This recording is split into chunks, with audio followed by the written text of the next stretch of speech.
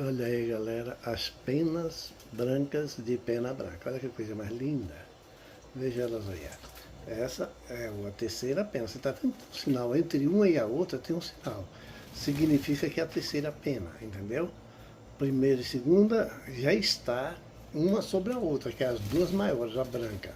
Olha lá, quando ela abre você vê a diferença. As duas maiores é que está uma sobre a outra.